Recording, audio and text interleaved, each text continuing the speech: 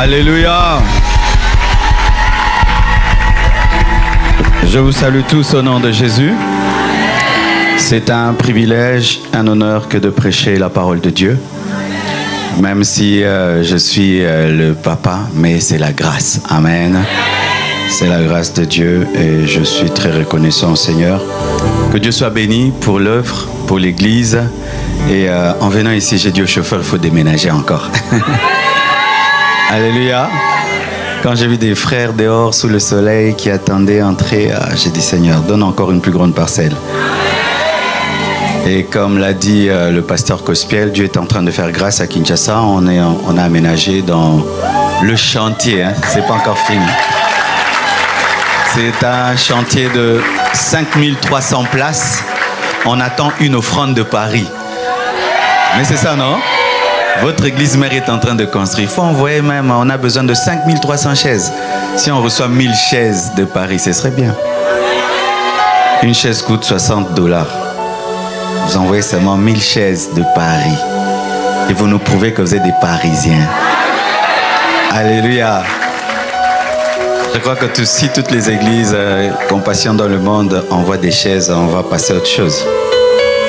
Et j'ai écrit mon 8e livre qui est ici. Il n'est pas encore sorti à Kinshasa. Les Quinois, pardonnez-moi, il est sorti à Paris. Donc, il était imprimé à Paris. Et c'est 30 clés pour transformer la souffrance en force, transformer la mer rouge en tapis rouge. Comment tu peux transcender la douleur, les difficultés, transcender des moments durs, pénibles, des choses qui peuvent te détruire pour en sortir fort, puissant plus qu'avant. Tu as des blessures intérieures, tu as des combats, tu as des problèmes, tu es passé par des souffrances. Ne rate pas d'acheter ce livre. Amen. Il est disponible à la fin du culte avec tous mes précédents livres, mais ne ratez pas de vous procurer ce nouveau livre. Je vais voir si je pourrais dédicacer après le culte tous les livres qui seront achetés. Oui, je vais dédicacer. Amen. Parce qu'après j'irai à Hainaut, donc je vais faire seulement les dédicaces et puis je vais prêcher à Lille. Donc après ce culte, le soir nous sommes à Lille. Prends ta voiture, tu nous suis encore à Lille. Alléluia. Donc je vais dédicacer tous les livres qui seront achetés aujourd'hui. Il y a aussi les autres livres. Le principe pour les choix du conjoint, tome 1, tome 2 pour tous les célibataires.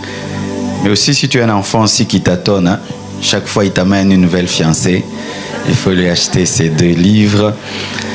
Et quelqu'un t'a fait très très mal, tu n'arrives pas à pardonner, La voie du véritable pardon. C'est un livre vraiment très profond.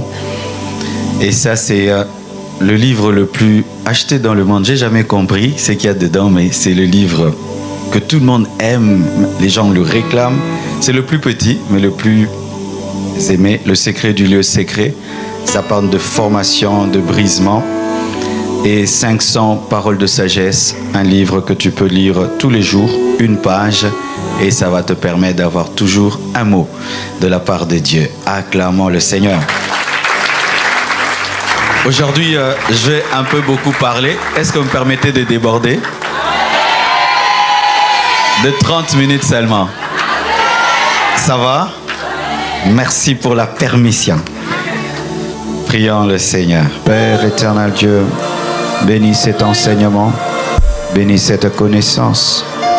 Je demande, Père éternel, que tu bâtisses la foi de tes enfants sur Jésus-Christ seul. Et je prie, Père éternel, que ta grâce surabonde sur tout esprit et que ton plan, ton but se réalise et s'accomplisse. Au nom de Jésus. Amen. Acclamons le Seigneur. Prenez place, s'il vous plaît. Merci, chorale. Que Dieu vous bénisse. Et 1000 excuses. Il fallait que je sois là le dimanche passé. Mais l'apôtre Ivan m'avait demandé de prêcher à ICC. Et entre l'aîné, les pères et les fils, les choix est clair, il faut d'abord honorer les pères. C'est pourquoi j'ai prêché d'abord là-bas et pour venir ici. Amen. 1000 excuses à tous ceux qui nous avaient attendus le dimanche passé. Le pasteur Gospel m'a dit que vous êtes en train de parler sur la distraction et je vais continuer toujours dans ce même esprit. Ainsi, je vais parler sur 11 choses qui nous empêchent de fixer les regards sur Jésus-Christ. Tu peux le dire à ton voisin de gauche. 11 choses qui t'empêchent de fixer tes regards sur Jésus-Christ. Ton voisin de droite.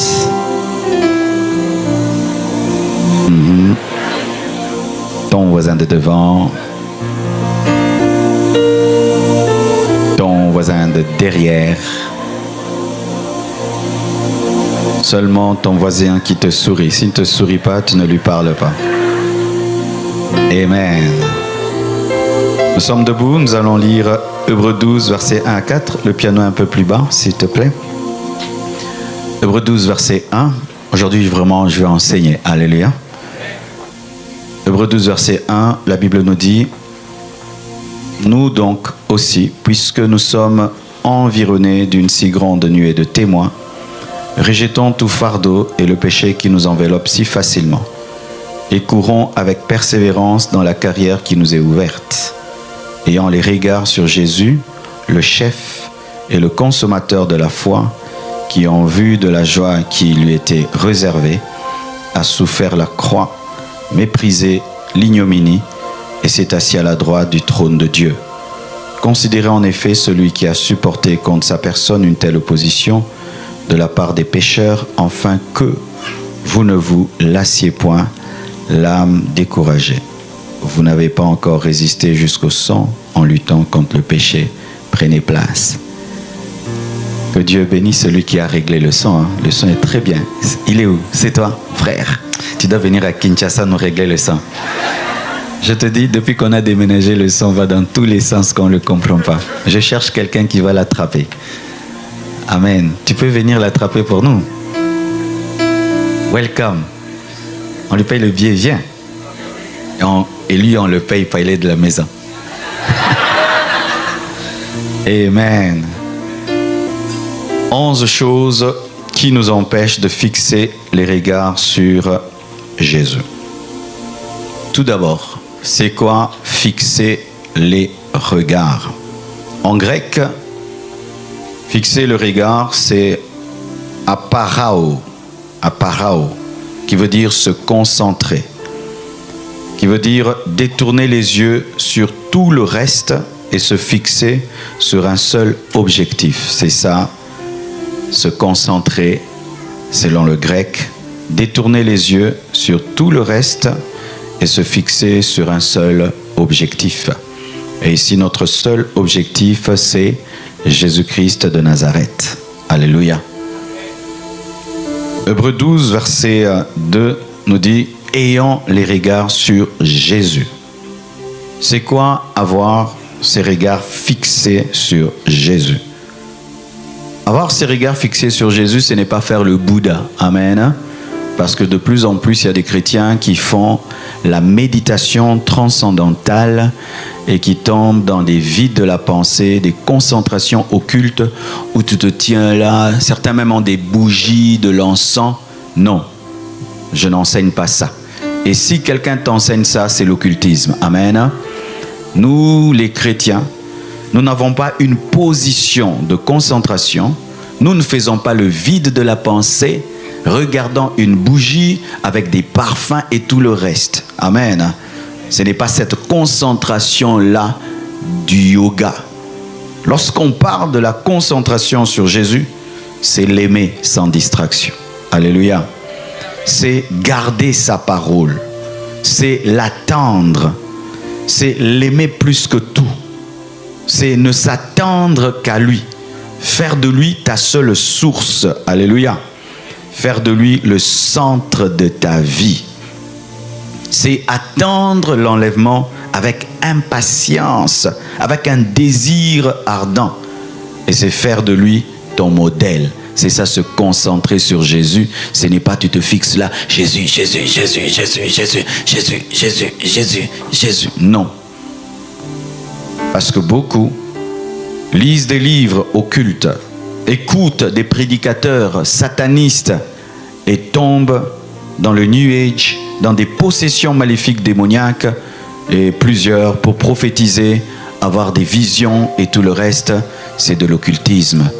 Lorsque Dieu veut te donner des prophéties, des paroles de connaissance, des visions, tu dois seulement l'aimer, le craindre et ça va venir. Il n'y a pas une concentration à faire pour avoir des paroles de connaissance et avoir des visions. Alléluia. Car vous devez savoir que les dons spirituels ne sont pas un signe de maturité, mais ce sont des cadeaux. Et quand Dieu te donne un cadeau, tu n'as pas besoin d'être concentré. Dieu te l'offre et toi tu le manifestes. Alléluia. Et ceux qui manifestent les dons spirituels ne sont pas plus spirituels que les autres. Ils ont seulement reçu une grâce que les autres n'ont pas. Alléluia. C'est pourquoi il ne faut pas vous fixer sur les dons spirituels, parce que tu peux avoir les dons et tu finis en enfer. Il faut vous concentrer sur le fruit de l'esprit, qui est la manifestation du caractère que le Saint-Esprit donne. Amen. Pourquoi il faut se fixer sur Jésus? Pourquoi? Il faut avoir ses regards fixés sur Jésus. Parce qu'il est l'auteur et le consommateur de notre foi. L'auteur et le consommateur de notre foi. Beaucoup de gens, lorsqu'ils parlent de consommateur, les gens pensent que Jésus mange notre foi. Amen.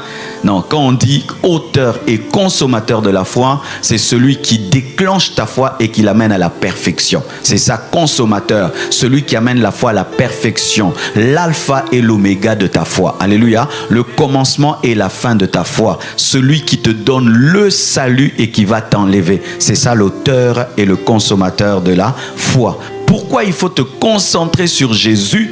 Parce que c'est lui ta source. Parce que c'est Jésus-Christ qui te sauve et qui t'enlève. C'est Jésus-Christ qui t'engendre et qui te fait croître. C'est Jésus-Christ qui est ton salut et qui est ton espérance. C'est pourquoi il faut te concentrer que sur Jésus. Alléluia. Entrons en profondeur. Je vous ai parlé de 11 choses qui nous empêchent de fixer les regards sur Jésus. Je crois que je vais prêcher sans piano. Amen. Le piano à la fin. Merci. Ça me distrait un peu. Alors, voici la première chose qui nous empêche d'être concentrés sur Jésus. C'est le moi, le je, l'ambition personnelle. Et il y a quelqu'un qui a été distrait par cela.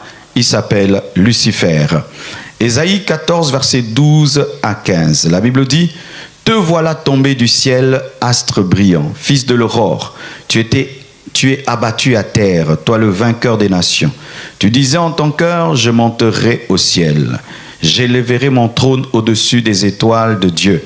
Je m'assiérai sur la montagne de l'assemblée, à l'extrémité du septentrion. Je monterai sur le sommet des nuées, je serai semblable au Très-Haut. Mais tu as été précipité dans le séjour de mort, dans les profondeurs de la fosse. » Voici une première chose qui nous distrait, une première chose qui nous empêche de fixer nos regards sur Jésus, c'est moi, mes ambitions. Lucifer a cessé de regarder Dieu. Il a commencé à se regarder. Il s'est concentré sur lui, qu'il était beau, qu'il était intelligent. Et lorsqu'il a cessé de regarder Dieu, il a commencé à se regarder lui, qu'il était beau, qu'il était intelligent. Il a arrêté d'adorer et il a voulu qu'on l'adore. Et lui qui était l'ange de lumière est devenu l'ange des ténèbres. Lorsque tu cesses de te concentrer sur Dieu, et c'est maintenant moi, moi, tu vas t'égarer, tu vas te perdre, tu vas cesser d'adorer Dieu, tu vas commencer à t'adorer. Et quand tu commences à t'adorer, le Dieu qui est ta lumière cesse d'éclairer ta vie et tu tombes dans les ténèbres. Alléluia. Voici une chose qui te distrait dans ta vie. C'est toi-même. Alléluia. Toi-même. J'ai décidé, je veux devenir grand, je veux être célèbre, je veux être connu, je veux qu'on m'aime, je veux qu'on m'admire. Le je nous distrait. C'est pourquoi lorsque Jésus vient dans nos vies, la première chose qu'il fait, c'est de nous crucifier, nous tuer. Alléluia. Tuer ton moi, ton ambition, ton orgueil. Tu voulais devenir. Il dit non. Tu vas devenir d'abord mon disciple, tu vas devenir d'abord mon esclave et ensuite on parlera du reste. Frères, sœurs, Si tu veux demeurer chrétien jusqu'à ta mort, voici ton premier ennemi, toi-même. Toi-même. Ce n'est pas d'abord le diable, le démon, non. Toi-même. L'homme sans le diable va en enfer. Le diable a perverti le premier homme, Adam. Et Adam a engendré des hommes déchus qui vont en enfer, mettons, à 100 à l'heure. Et le diable vient seulement précipiter ta course. Tu allais à 100 à l'heure, il te pousse, tu vas à 200 à l'heure. Nous avons fait de Satan notre seul ennemi, alors que nous avons un pire ennemi en nous, qui dort avec nous, qui se réveille avec nous. Il s'appelle moi. Moi, j'ai décidé, je veux. Pour que tu viennes ce matin ici, tu as décidé de venir, n'est-ce pas? La robe que tu as portée, c'est toi qui as décidé de la porter. Tout ce que tu as porté comme chaussures, c'est toi qui as décidé. Ainsi, tu pouvais décider ce matin de rester à la maison. Et tu allais rester à la maison. Tu pouvais te décider ce matin de porter une mini-jupe et tu allais la porter. Toi, tu peux être le destructeur de ta propre vie et te séparer de Dieu lorsque ton je, lorsque ton moi te dirige et te commande. Et lorsqu'on devient chrétien, nous faisons parler le Saint-Esprit lorsque c'est nous-mêmes qui parlons. Dieu m'a dit, le Saint-Esprit m'a dit. Mais au fond, ce n'est pas Dieu, ce n'est pas le Saint-Esprit, c'est toi-même. Et lorsque tu deviens le Saint-Esprit de toi-même, le vrai Saint-Esprit cesse de te diriger. Alléluia. C'est pourquoi n'ajoutez pas foi à tous vos rêves. Tu peux avoir des grands rêves, mais ce n'est pas l'esprit qui t'a parlé, c'est ton jeu qui t'a donné des visions et des rêves. Quelqu'un qui rêve de devenir grand et rêve qu'il prêche devant une foule, c'est normal. Parce que déjà sans le Saint-Esprit, tu rêvais de devenir grand. Alléluia. Quelqu'un qui aime une femme et qui la rêve la nuit, eh ben c'est normal, tu es déjà amoureux. Amen. Ainsi, n'attachez pas tout ce que vous voyez à Dieu. Ça peut être à vous-même. Ça peut être à vous-même. Alléluia. Je veux bien prêcher. Ben, ça peut être pour moi-même, pas pour Dieu. Je veux faire des miracles. Ça peut être pour moi, pas pour Dieu. Il y a beaucoup de choses que nous attribuons à Dieu, mais qui viennent de nous. Et lorsque le toi devient grand, tu deviens Lucifer. Lucifer a cessé d'adorer parce qu'il pensait qu'il était digne d'être adoré. Alors voici une question que je te pose. Est-ce que ton moi est mort? Est-ce que ton moi est crucifié? Ton je est crucifié. Comment tu peux savoir que ton je est crucifié? C'est lorsqu'on t'écrase. C'est lorsqu'on te fait mal. Et on remarque que le crucifié dit, fais attention, je vais descendre de la croix, je vais te donner un coup de tête. Là, tu n'es pas crucifié, tu es évanoui. Et il y a beaucoup des évanouis dans les églises et nous pensons qu'ils sont crucifiés. C'est pourquoi Dieu met à côté de nous des testeurs de crucifixion. C'est-à-dire des personnes qui viennent remettre en question notre conversion pour qu'on prouve qu'on est mort. Si après ce culte, quelqu'un t'insulte, qu'est-ce que tu vas faire?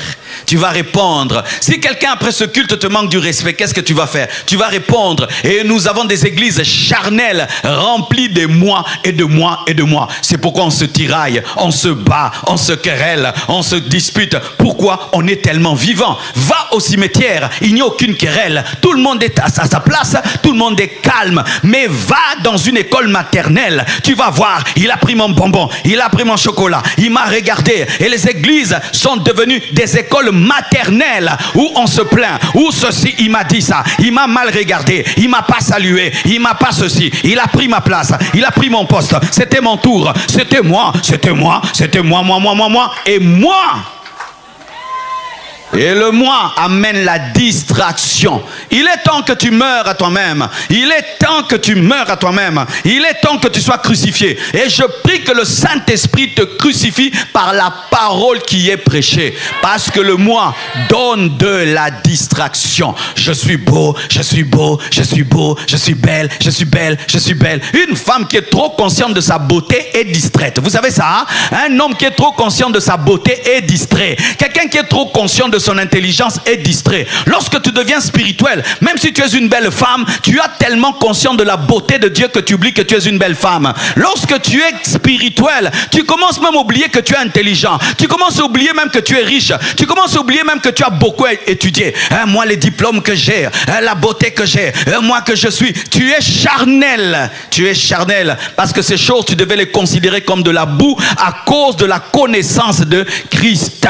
Le je, le moi tue notre vie et tue l'Église parce que moi amène toujours la mort. Alors je te pose cette question. Quelle est la dernière fois qu'on a testé ta crucifixion? Quelle est la dernière fois que quelqu'un t'a manqué du respect, que quelqu'un a touché à ton âme et tu n'as pas réagi? Quelle est la dernière fois que quelqu'un t'a fait quelque chose et tu as senti en toi le désir de te venger, de rendre le mal pour le mal, mais tu t'es maîtrisé? Quelle est la dernière fois? Si ça ne t'est jamais arrivé, tu es vivant. Et si tu es vivant, ton je agit. Et si ton moi agit, sache que tu ne seras jamais focalisé sur Jésus. Alléluia.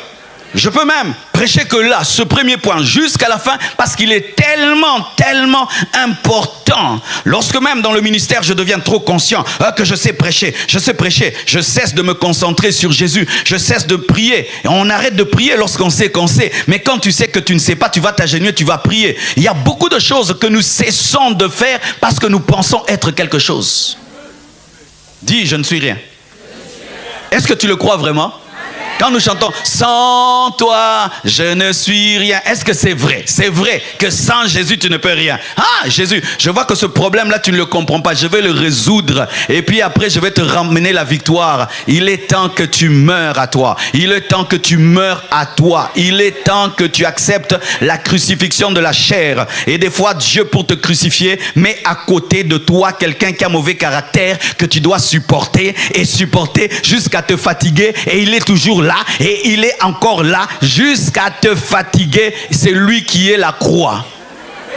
Donne-moi l'amen. Tu vas dans un département, le président là est bizarre, c'est lui ta croix. Supporte ce président de département, il a la mission de te donner la patience, l'humilité et un bon caractère. Parce que lorsqu'on brise quelqu'un, on ne prend pas des choses qui sont tendres. On prend un couteau, on prend un marteau. Et des fois, il y a un marteau dans ta vie qui s'appelle Jeannot. Alléluia. C'est quelqu'un qui est dans ta vie. Il a un caractère bizarre. Chaque fois que tu es face à lui, tu dois prier pour ne pas pécher. C'est lui, le brisement de Dieu. Sans... Alléluia. Parce que quand nous prions, Seigneur, brise-moi, nous pensons que ça va se passer dans ta chambre. Non, tu sortiras dehors et il y a quelqu'un en cours de route qui va t'insulter. Regarde son pantalon qui est troué. Et puis, oh, monsieur, Dieu te dit, tais-toi, continue.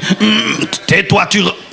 C'est ça, la crucifixion. La crucifixion peut venir de ton mari, de ta femme, de tes enfants, de tes parents, de tes frères, de tes sœurs. La crucifixion peut venir de ton voisin là. Ce voisin là qui met la musique à fond. Le voisin là. Et tu dis, éteins, oh c'est chez moi, c'est chez moi. Il est là pour t'apprendre à pardonner, à t'humilier, à supporter. Alléluia. Et vous qui quittez les églises, ah ici on m'a brisé. Partout il y a des briseurs. Partout il y a des briseurs. Change les églises comme tu veux. Tu rencontreras toujours quelqu'un qui sera là pour tester ta crucifixion. La Bible nous dit quand Jésus-Christ était à la croix, pour tester sa crucifixion, on a pris une épée et on a troué son côté. Et l'eau et le sang ont coulé. Il y aura toujours quelqu'un qui viendra tester si tu es vraiment chrétien. Tester vraiment si tu es mort. Tester si tu as la douceur, tester si tu as la patience. Un jour, je vais dans un restaurant et il y a une dame qui m'a vu grandir. Elle me voit, elle dit, Marcelo, hey, viens.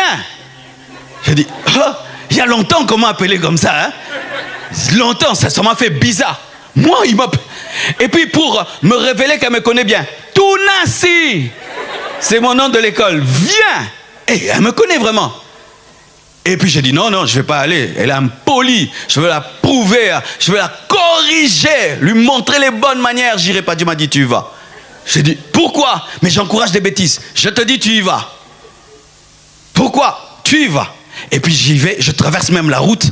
Et puis elle me dit je voulais seulement te présenter. Ça aussi c'est un pasteur comme toi. C'est un abbé. Hein? C'est un pasteur comme toi. Je voulais seulement te le présenter. C'est tout. Oui, c'est tout. Maintenant, tu peux aller. Tu sais, je suis parti, mais mon esprit est resté. J'avais envie de lui dire des choses. Hein. Mais Dieu m'a dit, tu prends, tu remballes tes choses et tu rentres à la maison. Quand je suis arrivé, j'ai dit, Marcel, tu es devenu bête. Dieu m'a dit, non, tu es mort. Je suis heureux. Je voulais seulement tester. Si tu es maintenant conscient que tu es l'apôtre, tu es le pasteur, il y a quelqu'un qui n'aura pas peur de qui tu es, de ce que tu fais. Il te parlera comme un homme. Mais c'est Dieu qui vient tester si tu es humble. C'est pourquoi David, loin de Dieu, lorsqu'on l'insultait, il disait, laissez-le m'insulter. Peut-être c'est Dieu qui l'a envoyé m'insulter. Oh. Donne-moi un amen. Donne-moi un amen.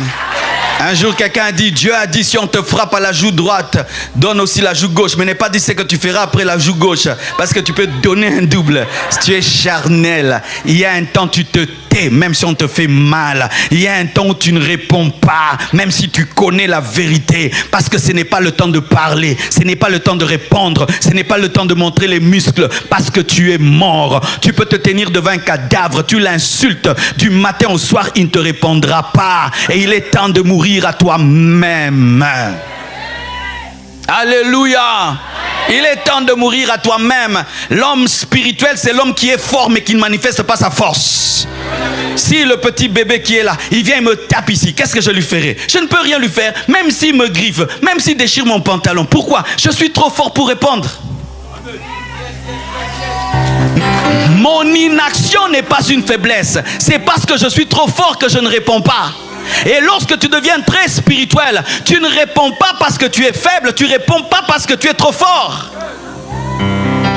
Si tu rencontres le champion du monde de boxe et tu lui donnes un coup, est-ce qu'il te frappera? Il ne peut pas te frapper parce que s'il te frappe, il va te tuer. C'est pourquoi il ne va rien te faire. Et on va dire qu'il est bête. Il n'est pas bête. Il est tellement sage qu'il ne te touche pas parce que s'il te touche, il te tue. Oh, lorsque tu comprendras que des fois la force, c'est de ne rien faire. C'est de ne pas répondre. Ce n'est pas rendre le mal pour le mal. C'est alors que Dieu sera ta force. Parce que lorsque les hommes utilisent ton inaction pour agir et te casser, c'est alors que Dieu agira à ta place. Et lui maintenant va transformer ceux qui te font du mal. Oh ya ya ya ya ya ya ya ya. Donne-moi un amen. Essaye à la maison. Ton mari te parle mal, il te parle mal et il sait que toi tu réponds toujours. Et cette fois-ci tu ne réponds pas. Il va dire, hé Soisé, qu'est-ce qui t'est arrivé? Qu'est-ce qui se passe? Mais tu ne réponds pas? Je ne réponds pas. Mais qu'est-ce qu'il y a? Tu ne réponds pas? Mais je ne réponds pas. Je t'assure, le dimanche prochain, il viendra prier ici. J'aimerais savoir qu'est-ce que vous avez dit à ma femme pour qu'elle ne réponde plus. On lui a dit qu'il est un temps pour parler, un temps pour se taire. Et il faut avoir la maîtrise de soi par la mort à soi-même. La mort à soi-même, la mort à soi-même. Deuxième source qui nous empêche de fixer nos regards sur Jésus. La fenêtre. Acte 20, verset 9. Or, un jeune homme nommé Eutychus, qui était assis sur la fenêtre, s'endormit profondément pendant le long discours de Paul. Entraîné par le sommeil, il tomba du 3e étage en bas et il fut relevé mort. Mais Paul, étant descendu, se pencha sur lui et le prit dans ses bras en disant, « Ne vous troublez pas, car son âme est en lui. » Paul est en train de prêcher, il y a un jeune homme qui s'assied. Mais qui ne s'assied pas au bon endroit. Il s'assied à la fenêtre. Ainsi, il peut voir ce qui se passe dehors et ce qui se passe dedans. Alléluia. Mais Paul prêche très longtemps. Un jour, j'aimerais prêcher comme lui toute la nuit. Et le jeune homme est pris de sommeil et il tombe de l'autre côté et il meurt. Cet enfant n'était pas sérieux parce que lorsque tu viens écouter la parole, tu dois te tenir à un endroit qui te permet d'être totalement concentré sur l'orateur. Mais lui se place à un endroit où il peut à la fois profiter de l'enseignement de Paul et voir ce qui se passe dehors. Il n'est pas totalement consacré. Il a une compromission en lui. Il aime à la fois Paul et il aime à la fois ce qui se passe dehors. C'est le symbole des enfants de Dieu qui aiment à la fois les choses de Dieu et qui aiment les choses du monde. Samedi, ils peuvent être là, ils chantent Beyoncé, Rihanna. Et dimanche, le Saint-Esprit règne. Ils aiment les choses de Dieu et ils aiment les choses du monde. Ils ont la garde-robe du dimanche et la garde-robe de samedi. Ah oui, hein, si on va dans ta maison, les choses que tu as dans ta garde-robe et que tu portes quelque part, c'est terrible. Et vous qui pensez que Jésus-Christ reviendra le dimanche, qui vous le dit? À cause du décalage horaire, ce sera toujours un autre jour que dimanche. Parce que pendant qu'il est dimanche ici, quelque part, il est samedi. Parce qu'il y a un décalage horaire.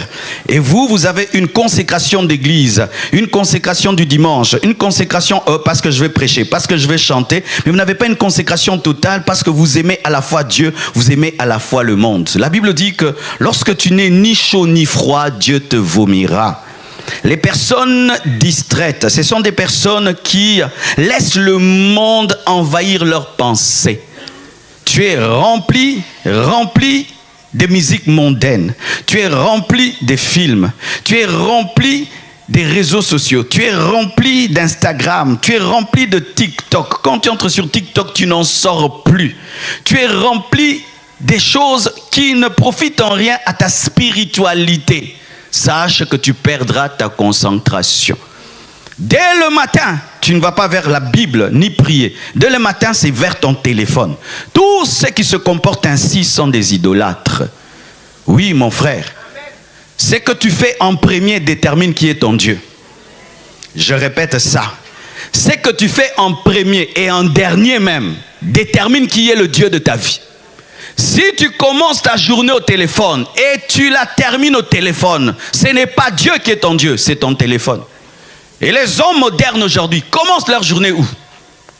Au téléphone. Quand tu te réveilles, ce n'est pas Seigneur, merci pour le souffle de vie. Seigneur, je te confie ma journée. Seigneur, garde-moi, protège-moi. Et puis tu médites la Bible pour entendre Dieu. Non, nous commençons nos journées au téléphone. Et lorsque tu finis ta journée, j'ai partagé ceci. Tel il a dit quoi?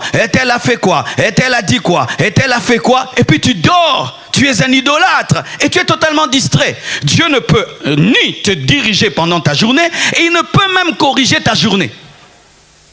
Alléluia.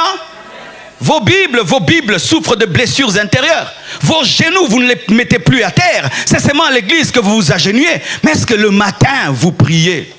Est-ce que le matin, vous priez? Est-ce que le matin, vous commencez à genoux? Un chrétien commence la journée par la prière. Regardez les coqs. Les coqs en Afrique, dès le matin, ils font cocorico. Des fois, les coqs sont plus spirituels que nous. Tu vas dire que je t'insulte, mais un coq était plus spirituel que Pierre. Pierre reniait Jésus, mais le coq adorait Jésus. Pendant que Pierre disait je ne le connais pas, le coq disait Jésus est Seigneur. Des animaux adorent Dieu dès le matin. Mais des gens qui s'appellent chrétiens commencent au téléphone. Certains commencent en comptant l'argent, dès le matin, l'argent. Et d'autres, dès le matin, croissant. Manger. Quand tu te réveilles, frigo. Glouton que tu es. Tu as comme Dieu ton ventre. Le matin, on ne pense pas à son café d'abord. On ne pense pas à son croissant d'abord. On ne pense pas à son téléphone d'abord. On ne pense pas à l'argent d'abord. Mais on pense d'abord à Jésus. Car beaucoup de choses se passent la nuit. Tu pouvais mourir dans ton sommeil, mais Dieu t'a gardé. Il y a eu des combats spirituels, mais Dieu t'a protégé. Commencez à genoux. Et aujourd'hui, nos téléphones nous disent même combien d'heures nous avons fait au téléphone, n'est-ce pas? Oh, tu as fait 9 heures au téléphone. Et ça peut même te dire, qu'est-ce que tu as fait au téléphone? Tu étais que sur TikTok. Et tu as des journées pareilles, et des journées pareilles, et encore des journées pareilles. Comment tu seras concentré sur Jésus? Méditez la Bible le matin. Méditez, mangez la Bible le matin. Avant de manger ton croissant, mange d'abord la Bible. Avant de manger une pomme, mange d'abord la Bible. Avant de parler aux hommes, parle d'abord à Dieu. Avant d'écouter les hommes, écoute d'abord Dieu. Avant d'écouter les informations, écoute d'abord les informations du ciel. Si vous ne faites pas ainsi, vous êtes des distraits. Vous êtes des distraits. Et si Dieu n'est pas le premier de ta journée, il ne sera pas dans ta journée. C'est comme ça que nous avons des journées naturelles. Tu finis une journée, il n'y a rien de spécial. Tu finis une journée, il n'y a rien d'extraordinaire. Parce que Dieu n'était pas au début.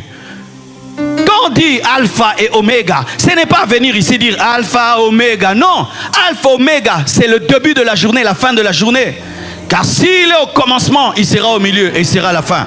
Commencez avec Dieu. Commencez avec Dieu. Commencez avec Dieu. Même quand tu vas venir dimanche à l'église, tu dois prier d'abord avant de venir à l'église. On prie avant de venir à l'église. Certains disent, Dieu, je ne te parle pas. J'irai te parler à l'église. Mais que tu as déjà mangé le croissant à la maison, tu vas manger encore le croissant ici et tu vas manger encore le croissant. Mais quand tu sais que tu iras à l'église, je ne te parle pas, je ne te prie pas, je vais prier à l'église. Non! Nous ne prions pas à l'église. Nous prions Dieu tout le temps. C'est pourquoi nous prions aussi à l'église. Nous ne sommes pas des adorateurs du temple. Qui est le temple ou pas, qui est un culte ou pas, soit un homme de prière. Et tu qui c'est mort parce qu'il était distrait. Et tu qui c'est mort parce qu'il n'était pas entier. Et tu qui c'est mort parce qu'il avait un pied dans la chambre, un pied dehors. Et tu qui c'est mort parce qu'il n'avait pas une attention totale. Ces personnes qui viennent à l'église, il a une oreille vers la parole, une autre oreille qui va m'épouser ici. Mais oui, qui va me donner le boulot ici? Comment je vais faire ceci? Tu es là, mais tu n'es pas totalement là. Tu écoutes un peu la parole, tu regardes le voisin. Tu écoutes un peu la parole, tu regardes à gauche. Certains même, ils écoutent un peu la parole, ils critiquent un peu. Ils écoutent un peu la parole, il est au téléphone. J'étais dans une église, c'était terrible. Pendant qu'on prêche, ils sont sur Snapchat. Pendant qu'on prêche, ils sont sur WhatsApp. Ils sont en train de causer alors qu'ils sont au culte. Quelle malédiction, quel manque de respect. Quand on est à l'église, on éteint son téléphone. Alléluia. À moins que tu aies un travail qui te l'exige. Le respect pour Dieu, l'honneur pour Dieu. On écoute la parole, on mange un peu. On sort là-bas, on mange un peu. Non, non. Parce que s'il y a un roi, une autorité de ce monde, à un lieu, il faut voir comment les gens sont en carreau devant Donald Trump. Mais quand ils sont devant Dieu, ils se permettent n'importe quoi. Et ils disent c'est l'Europe. Non, l'Europe ne permet pas de pécher contre Dieu, de lui manquer le respect. J'étais quelque part, pendant que tu prêches, quelqu'un boit le kouka là-bas, et lui là-bas. J'ai dit non, c'est quoi ça? Oh non, dans notre pays c'est comme ça. Oui, mais dans la Bible c'est pas comme ça. Alléluia. Il ne faudrait pas qu'au nom de l'Europe, vous vous permettiez de faire des choses. Parce que le Saint-Esprit est au-dessus de la culture. La Bible est élevée au-dessus de la culture. Les Finney, les Wesley, c'était des Européens, mais qui ont bougé le monde par leur consécration. Alléluia. Ne changez pas les choses. Les gens ne sont plus concentrés dans les églises. Les églises deviennent comme des clubs. Les églises deviennent comme des concerts, des concerts du monde, comme des boîtes de nuit. On s'amuse, on s'amuse. Qu'est-ce qu'on a prêché? C'était chaud. Oui, surtout vous les jeunes. Vous voulez transformer les pasteurs maintenant en des gens qui vous amusent, qui vous font sauter, sauter, sauter, sauter, sauter, sauter. Et puis on rentre. Jean dit quoi? Tu ne sais pas. Combien de livres dans la Bible il y a? Tu ne connais pas. Parle-moi de Paul. Tu ne connais pas. Parle-moi de Matthieu. Tu ne connais pas. Parle-moi de l'eschatologie. Tu ne connais pas. Mais sauter, sauter, sauter. Pasteur, faisons très attention. Dieu va nous demander des comptes de tous ces jeunes qui viennent dans les églises. Nous ne sommes pas là pour les amuser. Il faut les faire asseoir dans la parole, les faire asseoir dans la Bible. Alléluia. Donnez-moi la main. Hein? J'ai donné ma vie à Jésus à l'âge de 15 ans. Qu'est-ce qu'on m'enseignait à 15 ans? L'enlèvement. Qu'est-ce qu'on m'enseignait à 15 ans? Le retour de Jésus, l'amour, la sainteté, la pureté, l'évangélisation. On ne me flattait pas, on ne me donnait pas une église à mon goût, une église à mon goût, une église à mon goût, de peur que je parte. Non, un vrai chrétien, même si l'église n'est pas à son goût, il la transforme à son goût. N'est-ce pas que quand tu aimes le pain, même si le pain est fermenté, tu le remets dans le micro-ondes, tu le brûles et puis tu le manges. Alléluia. Et quand on aime Dieu, même si l'église n'est pas à son goût, on cherche la parole et on commence à devenir un intercesseur de l'église pour que l'église change. Oh, donne-moi la main, hein? Sinon les églises vont devenir des boîtes de nuit. Des boîtes de nuit. Des boîtes de nuit. Pour vous plaire. Pour que vous soyez à l'aise. Non, l'église dérange. La parole dérange. Je sais que pendant que je prêche, je te choque. Mais mon but, c'est de te transformer. Si tu ne viendras plus, devant Dieu, je lave les mains. Je t'ai dit la vérité. Je t'ai dit la vérité. Mon but n'a jamais été de remplir l'église. C'est de transformer les gens. Si je suis le pasteur d'une grande église, en soi, ce n'est pas le but. Mon but, ça a toujours été de bouger le cœur des gens. Et s'ils sont nombreux à aimer ça, ils viennent nombreux. Mais le but n'est pas ça. Que je prêche devant une petite foule ou une grande, l'essentiel c'est d'être fidèle à Dieu. Car je peux te donner une nourriture frélatée que les gens aiment, mais Dieu n'aime pas. C'est pourquoi mon pasteur me disait toujours, Marcelo, lorsque tu prêches et que le peuple de Dieu dit Amen, pose-toi cette question, est-ce que Dieu a dit Amen? Il faudrait que le Saint-Esprit dise Amen quand on prêche. Quitte la distraction. C'est pourquoi lorsque tu as le temps de venir physiquement à l'église, viens à l'église. Oh non, je vous suis en live. En live, les choses qui se passent. Tu es en train de manger, puis tu es en live. Et puis tu laisses le live. Et puis tu vas. Tu peux être sur 4 lives au même moment. Vrai ou faux? Vrai ou faux? Et tu adores ici, tu écoutes la parole là-bas, tu donnes l'offrande de l'autre côté. Venez physiquement quand vous avez le temps. Alléluia. Les églises sont en train de mourir aux États-Unis. Les gens ne vont plus à l'église. Ils suivent en live. Tu viens de l'église, ils sont à 3000. Mais 50 000 connexions.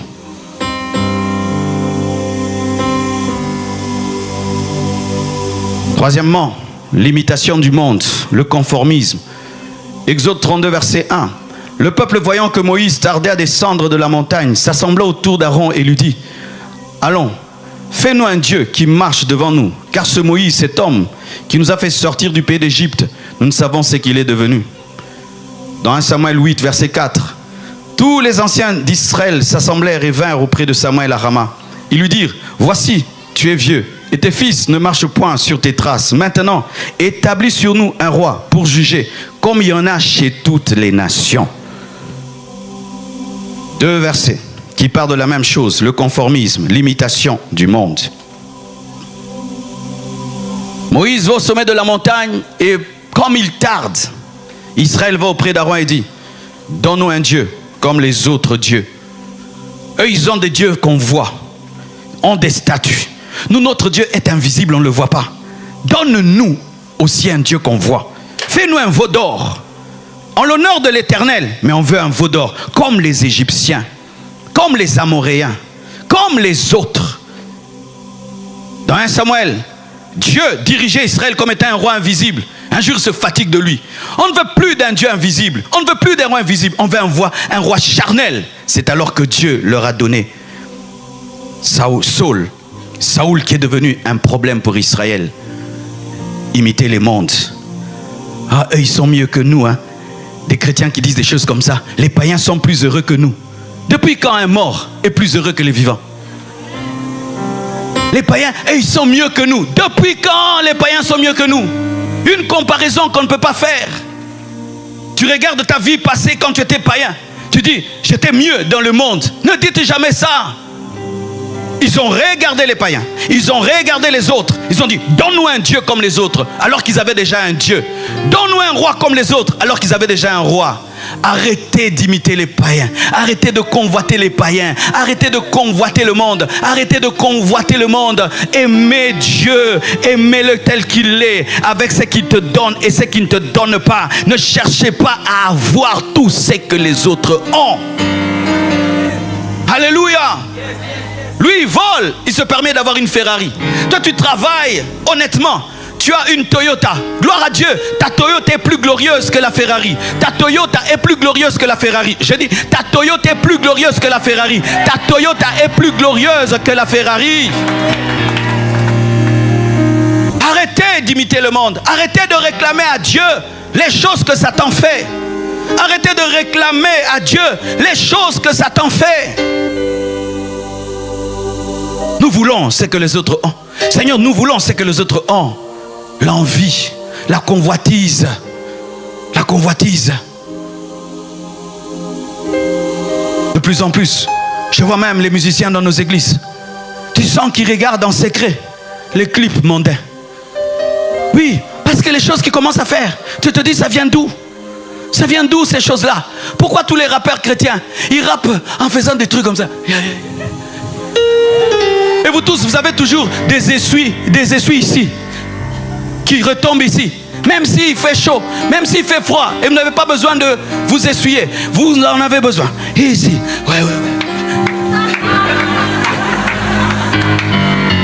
Pourquoi Pourquoi? Regardez au Saint-Esprit. Il va vous révéler la méthode qui touche les cœurs. Regardez à Dieu.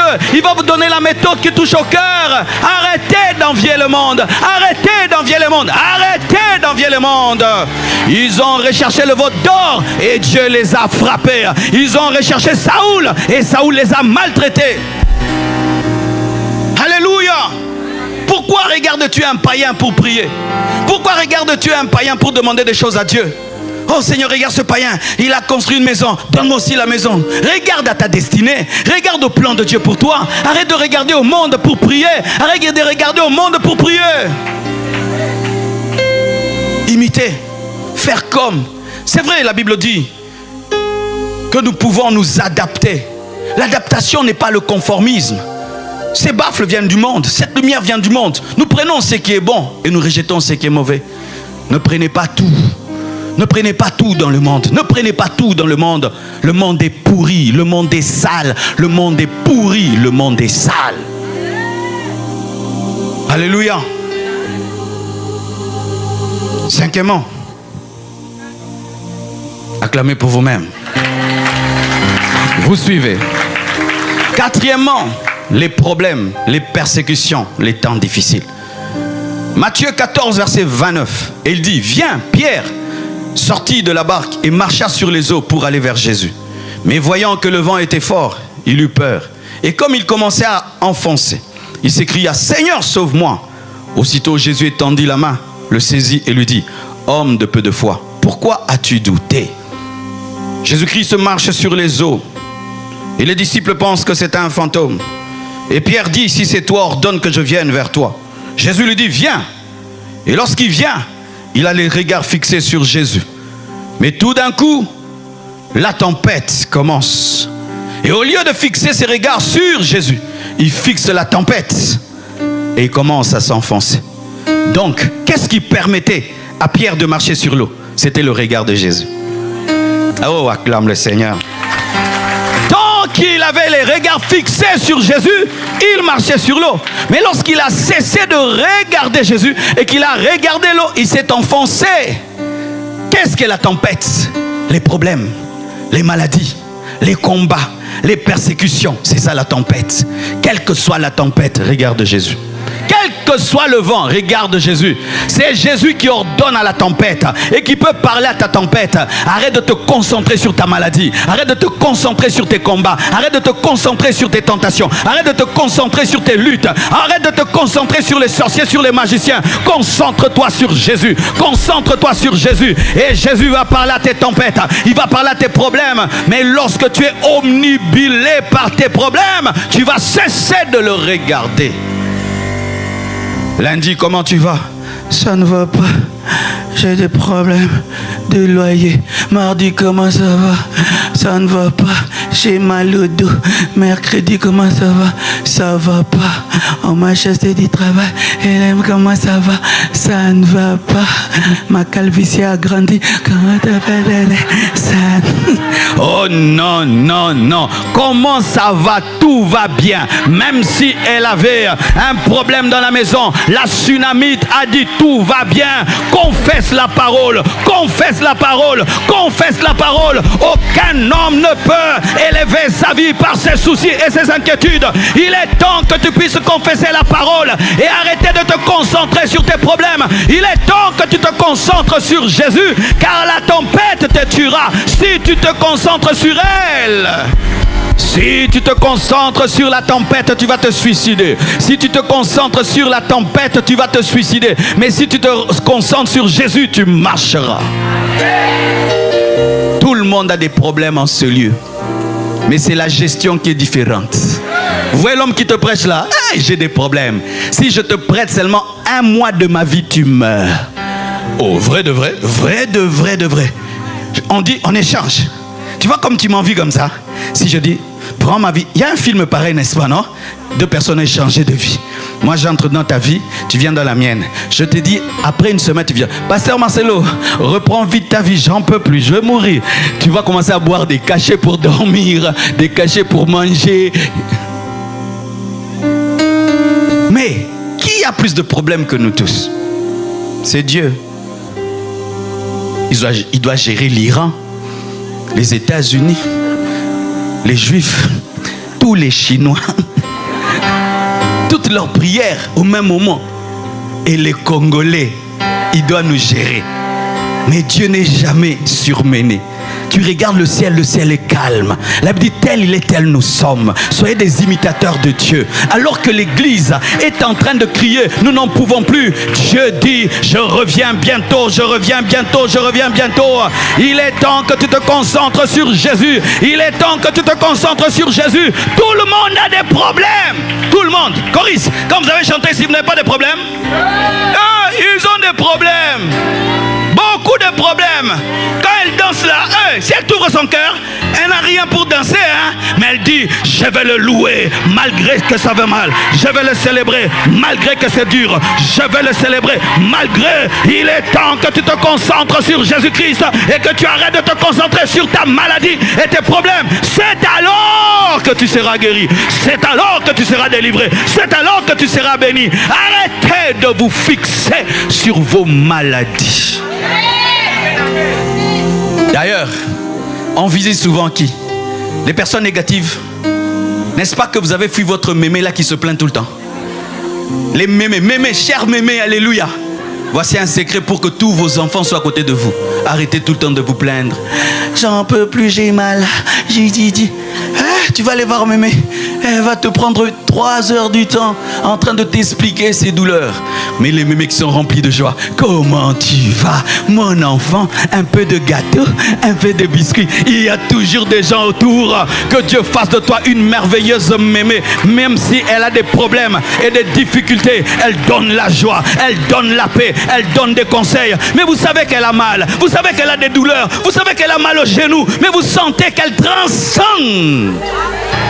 Arrêtez de vous concentrer sur la tempête. La tempête n'est qu'un test de ta foi.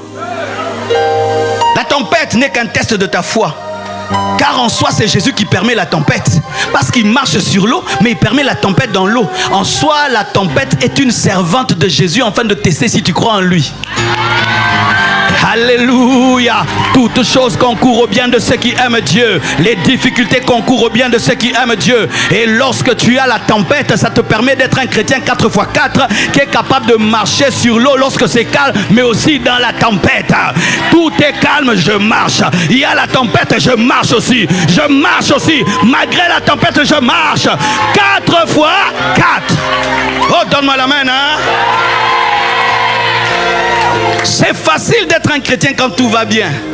Mais un chrétien dans les luttes, dans les combats, c'est là où on a la révélation. Ça, c'est un chrétien. Il est malade, mais il vient à l'église.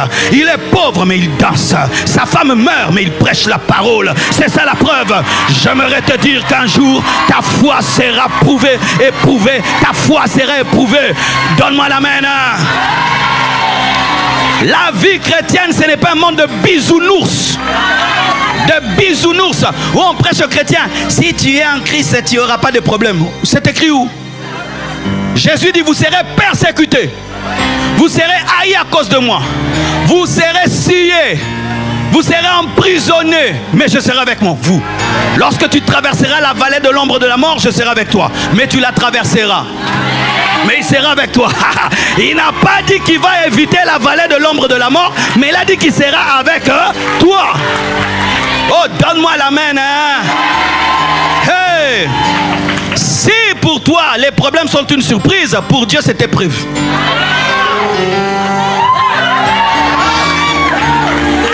Lorsque tu as de l'or qui est brut et tu veux que l'or puisse briller, tu cherches quoi? Le feu. Le feu est un ennemi de l'or brut ou un ami. Un ami.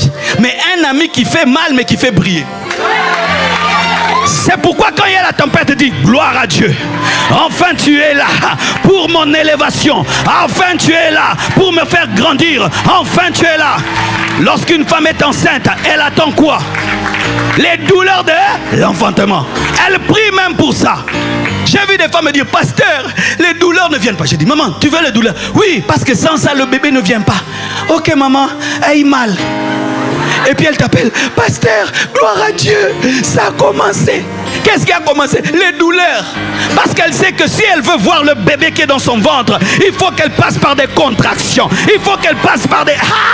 il faut qu'elle passe par des contractions. Mais elle n'est pas fixée sur les contractions. Elle est fixée sur le bébé. Sois fixée sur Jésus. Sois fixée sur Jésus. Sois fixée sur Jésus. Même si tu n'as pas payé toutes tes factures, sois fixé sur Jésus. Même si tu n'as pas encore un emploi, sois fixé sur Jésus. Même si tu n'as pas tous les papiers, tous les documents, sois fixé sur Jésus. Même si ton mari t'a quitté, ta femme t'a quitté, fixé sur Jésus. Même si, fixé sur Jésus. Je te prêche pas la théorie, je te prêche ma vie. Je te prêche ma vie. C'est toujours un choix. J'ai le choix de regarder ce baffle ou de regarder ses écrits. Vrai ou faux? Et tu as le choix de regarder tes problèmes ou regarder Jésus. C'est un choix.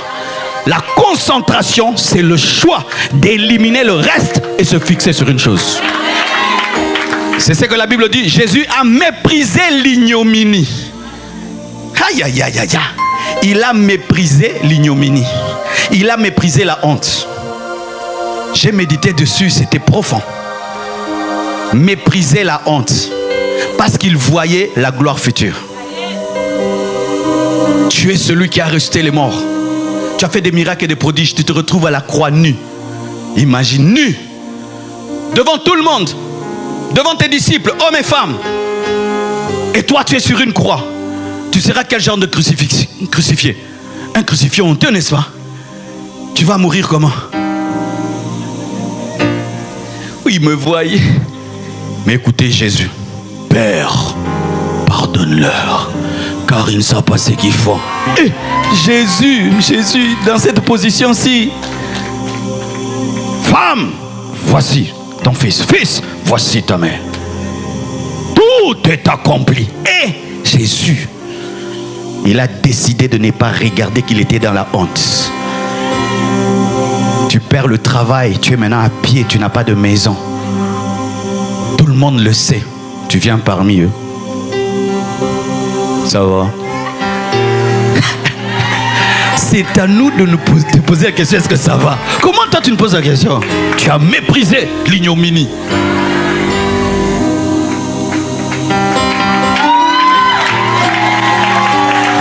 Tout le monde sait que tel était ton fiancé, mais il a pris une autre sœur. Dimanche, tu viens à l'église. Mais ça va. Méprise l'ignominie.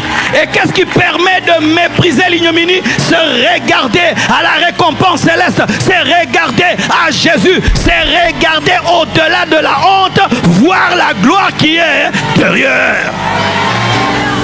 Aïe, aïe, aïe, aïe. C'est pourquoi Dieu lui a donné le nom qui est élevé au-dessus de tout autre nom. Parce qu'il a méprisé ce qu'il a méprisé.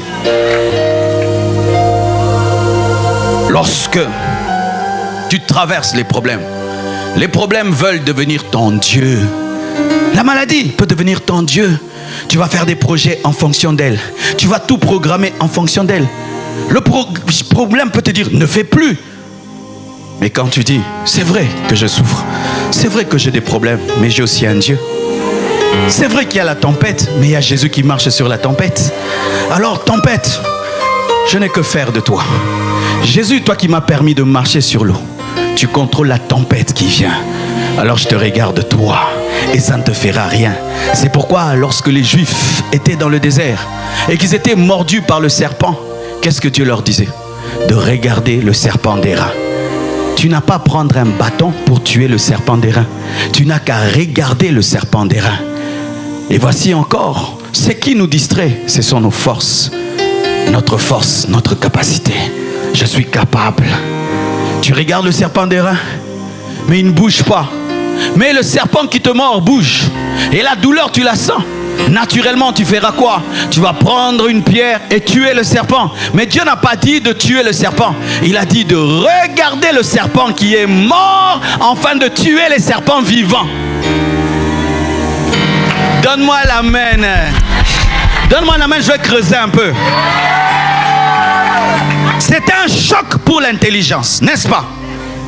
Ce qui est vivant te mord, mais Dieu te dit que le salut est dans ce qui est mort.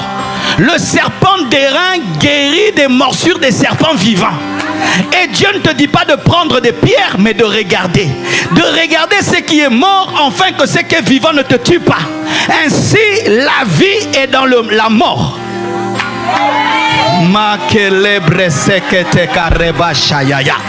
Pourquoi Dieu fait ça? Pour que tu ne sois pas concentré sur ton intelligence. Dieu choque ton intelligence afin de t'amener sur la foi. Tu es malade, le médecin dit que tu mourras. Et toutes les preuves sont là que quand quelqu'un a un tel cancer, phase ceci, il meurt dans une semaine. Mais Dieu te dit, prends un billet, va voyager et fais des projets de 50 ans. Comment regarder à un Dieu que tu ne vois pas pour des problèmes que tu vois? Harabaseya. Ou tu as un problème réel, mais tu fermes ta porte, tu vas prier un Dieu que tu ne vois pas. C'est la folie. C'est la folie. N'est-ce pas? Ton bailleur te dit, demain je te chasse. Tu n'as pas de solution. Tu fermes et puis tu t'agenouilles. Devant qui? Celui que tu ne vois pas. Un serpent d'airain te guérira d'une morsure d'un serpent vivant. C'est pourquoi les personnes intelligentes ont souvent un problème avec Dieu.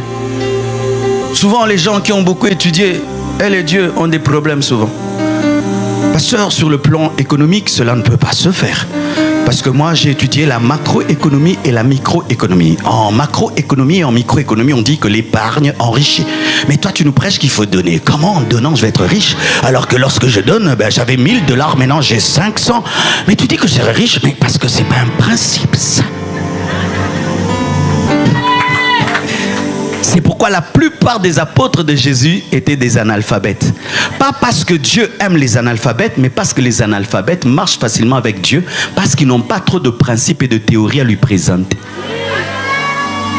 Mais quand un intellectuel, malgré qu'il a beaucoup étudié, décide de marcher par la foi, ça fait un Paul, ça fait un Moïse. Que tes études, que ton français, que tes études, tes masters ne t'empêchent pas d'avoir la foi. Je crois que quand j'impose les mains, il y a des vitamines qui sortent de mes mains. Je crois que quand j'impose les mains, il y a des vaccins qui sortent de mes mains. Je crois que quand j'impose mes mains, il y a le feu qui sort de mes mains. Je crois que quand j'impose les mains, il y a la puissance qui sort. La même main qui mange le foufou peut guérir les malades. La même main qui mange le foufou peut chasser les démons. Comment? La foi. C'est quand toi-même tu n'as pas d'enfant, tu pries pour les autres, ils ont des enfants. Toi-même tu es célibataire, tu pries pour les autres, ils se marient. Comment? La foi. La foi. Notre intelligence nous empêche de nous concentrer sur Dieu. Je suis intelligent, je vais le faire. Frère, l'intelligence ne peut rien face au diable. L'intelligence ne peut rien face aux démons. L'intelligence ne peut rien face au surnaturel. C'est la foi. Tu peux être un professeur d'économie en quoi? Un sorcier du village vient dans ta chambre. Tu vas dire quoi? Macroéconomie? Microéconomie? Un sorcier du village prend ton argent, il l'amène dans une forêt, il met dans une bouteille. Et puis tu commences à voir, tu deviens pauvre. Tu vas faire tous tes principes microéconomiques, marketing, ça ne marche pas. Il faut rimaya gezaya, ikaprege de kasha, upraza katabaya, imaya basheketebaya, inorobrose ketebaya. Et puis la bouteille éclate et ton argent est restauré. Il y a un temps pour réfléchir avec ta tête, mais il y a un temps pour opérer dans la folie de la foi. Donne-moi un amen. Que ton intelligence ne soit pas un frein à l'action de Dieu dans ta vie.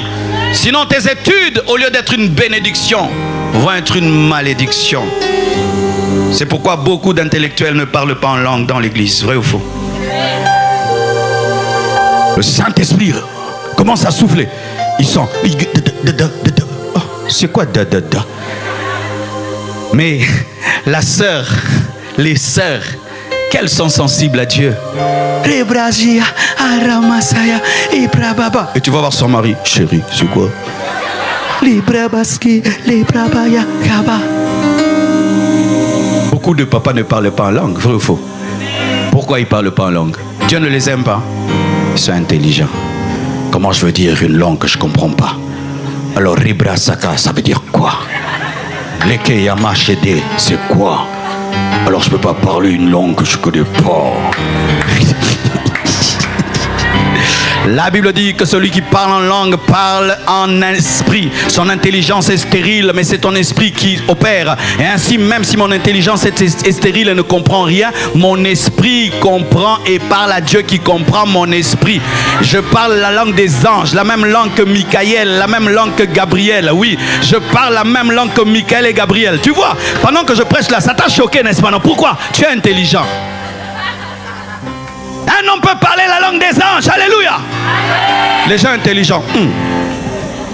Ça, depuis qu'il a commencé, j'ai aimé. Mais là, il m'a perdu. J'étais perdu consciemment. C'est vraiment volontairement que j'étais perdu. Je viens de perdre tous les intelligents. Alors vous qui ne croyez pas au parler en langue, comment pouvez-vous croire que Dieu a créé les cieux et la terre? Vous l'avez vu?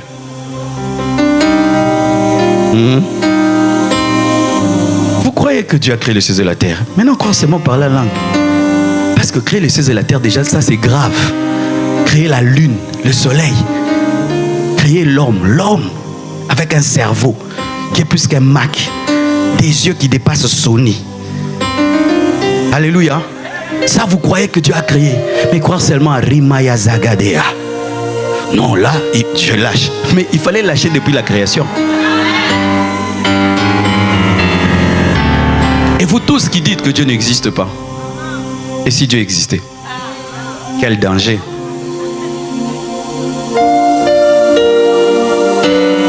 Qui connaît le créateur de cette chair? Qui connaît? Personne. Cette chair s'est créée elle-même. Qui est d'accord avec moi? Quelqu'un a créé cette chair. Qui est d'accord avec moi? Vous l'avez vu? Mais pourquoi vous dites que quelqu'un l'a créé alors? Parce que vous ne l'avez pas vu. Parce qu'il y a de l'intelligence. On sent que ça a été coupé, ça a été pensé. Ici pour qu'on mette de l'eau, qu'on mette du papier. Ici que la chair et tout le reste. Donc il y a de l'intelligence. S'il y a une intelligence, donc il y a un créateur. Mais quand tu vois le système solaire, quelle horlogerie,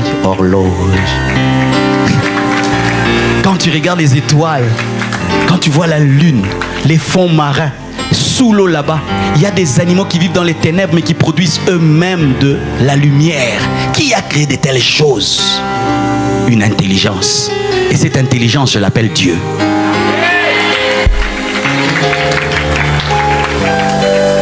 Alléluia. Ah, j'ai déjà débordé de 30 minutes. C'est ça, hein? Il est 12h. Ok, je prends un point. Le reste, je vous prêcherai prochainement. Ok. Je termine. Les gloires nous distraient. Ésaïe 6, versets 1 à 3. L'année de la mort du roi Osias, je vis le Seigneur assis sur un trône très élevé. Et le pan de sa robe remplissait le temple. Des séraphins se tenaient au-dessus de lui.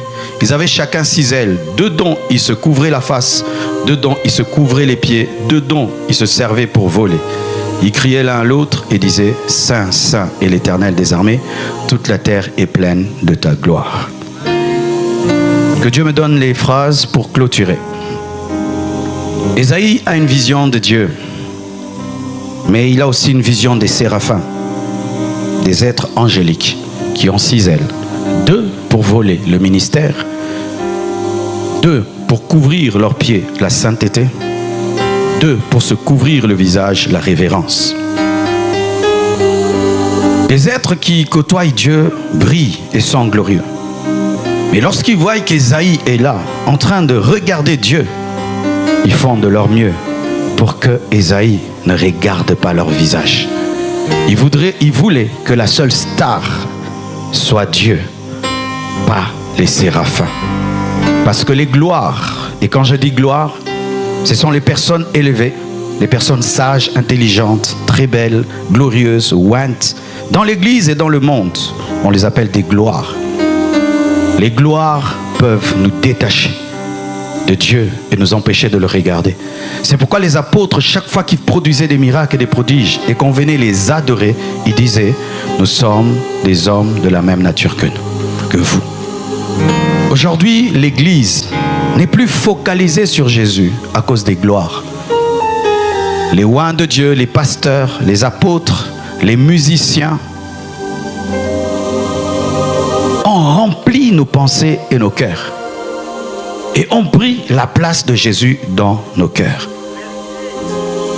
Les gens peuvent se battre pour leur daddy,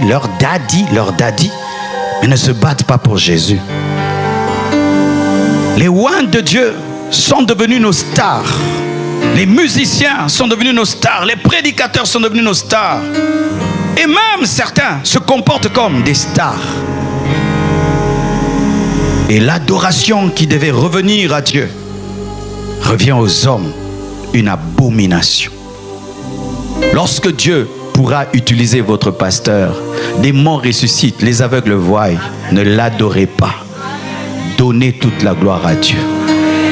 Arrêtez de parler de votre pasteur matin, midi, soir. Parlez de Jésus matin, midi, soir. Personne n'est sauvé lorsqu'on parle d'un pasteur. On n'est sauvé que lorsqu'on parle de Jésus. Vendredi, je regarde le live de l'église de Kinshasa. Plein de gens ne sont pas là parce que j'ai voyagé.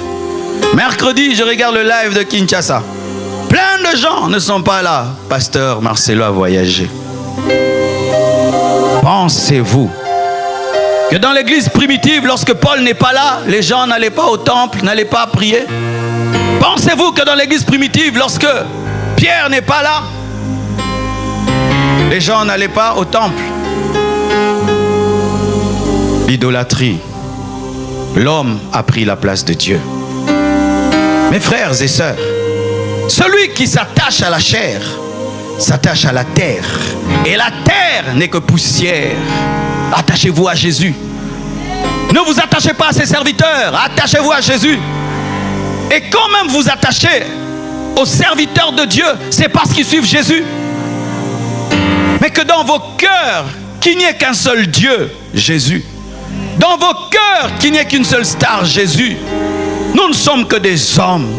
Nous ne sommes que des hommes ayant des luttes et des combats comme vous. Nous sommes que des hommes lavés par le sang de Jésus comme vous. Et chaque fois dans l'église que tu sens que l'église commence à t'aimer plus que Dieu, rappelle-leur que tu n'es qu'un homme. J'ai vu un pasteur, quelqu'un courir devant lui et se jeter pour l'adorer. Lui aussi s'est jeté par terre. Il a dit, ça c'est pour Jésus. Dieu l'avait utilisé dans les miracles et la personne a commencé à l'adorer. Lui aussi s'est prosterné. Pourquoi? Il s'est senti en danger. Chaque fois que l'église donne la gloire de Dieu à un homme, cet homme est en danger. Je vois des gens qui viennent à l'église. Ils regardent d'abord le parking. Est-ce que le pasteur est là? Si sa voiture n'est pas, ils rentrent à la maison. Des gens qui, quand ils s'assiedent, avant de prier, ils vérifient. Il est là? Ah, il est là. Il est en sécurité.